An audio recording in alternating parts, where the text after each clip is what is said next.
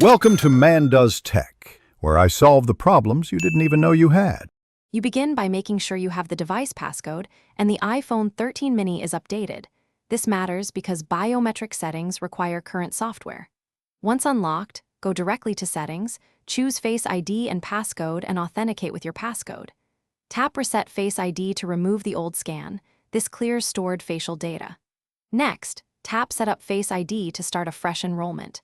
Do this now so the phone remaps your face cleanly and securely. You should position the iPhone about 10 to 20 inches from your face and keep it vertical. This places your face in the true depth camera sweet spot. When prompted, move your head slowly in a full circle. This teaches the sensor multiple angles. Complete the first scan, then repeat for the second scan. Both are required to capture depth and texture.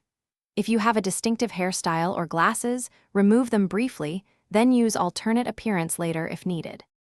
Once both scans finish, make sure the Face ID toggles you want, iPhone Unlock, Apple Pay, App Autofill, are enabled.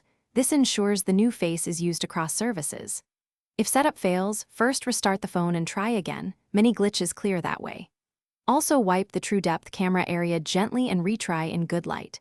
If errors persist, update iOS, and if the true depth hardware still reports problems, contact Apple support for diagnostics or repair.